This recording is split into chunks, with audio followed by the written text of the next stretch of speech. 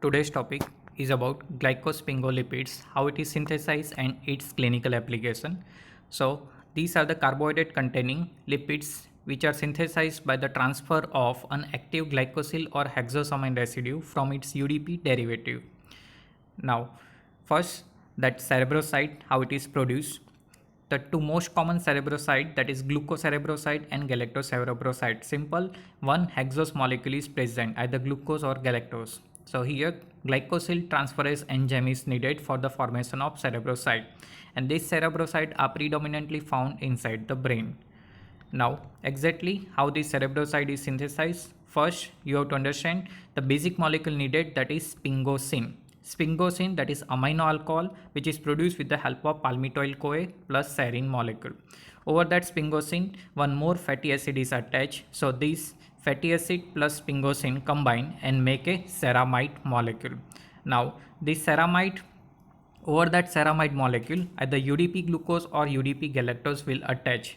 From that UDP glucose or galactose, UDP molecule is separated and glucose will be incorporated into the ceramide and form glucocerebroside or galactocerebroside correspondingly. Further, this cerebroside will attach with the phosphoadenosine phosphosulfate molecule or the active sulfate molecule. So here that enzyme sulfotransferase is needed. So that will finally make a sulfolipid or corresponding sulfatides are produced. Now, one disease related to these sulfolipids or ganglioside, that is Gaucher's disease, inborn error of metabolism due to failure of degradation of these glucocerebrosides. Here, that beta glucosidase enzyme is needed for the metabolism of this glucocerebroside, but it is deficient, so this molecule will remain accumulated in the different tissue. Depending on that, it is considered a different type: adult, infantile and juvenile. Because of it remain deposited, and that can create hepatosplenomegaly and sometimes abdominal pain. As well, erosion of bone is also found and anemia is seen in this Gaucher's disease.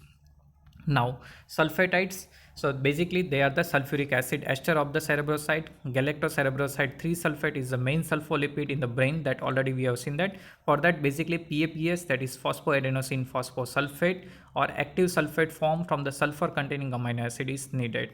Further, so if it is clear that cerebroside, then it is easy to understand about the ganglioside. So first, cerebroside, which is made up of the ceramide plus monosaccharide, means either any hexose molecule.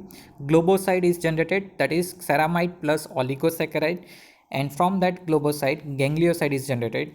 Additionally, from this globoside, one more molecule of NANA, that is N-acetylnuraminic acid, is needed for the formation of ganglioside. So they are containing sialic acid residue. They are also found in high concentration in the CNS and on surface of the cell membrane. So it has some clinical importance because they are present over the cell membrane. For ganglioside synthesis, the active molecule of NANA is utilized. They are providing stability of paranodal and nodal junction in the nerves, as well as ion channel cluster in the nerve fiber, particularly myelinated nerve fiber. One more disease related to this lipid, that is Tay-Sachs disease. This is also an inborn error of metabolism which is occurring due to the failure of degradation of the gangliosides. Previously, there is a cerebroside for metabolism is defective, that is Gaucher's disease. Here Tay-Sachs disease because of defective degradation of the ganglioside. Here enzyme, that is hexosaminidase A, is deficient in this condition. This Tay-Sachs disease is also related to the mental retardation, cherry red spot in the macula, as well as some mostly death is occurring by the 3 to 4 year of the age.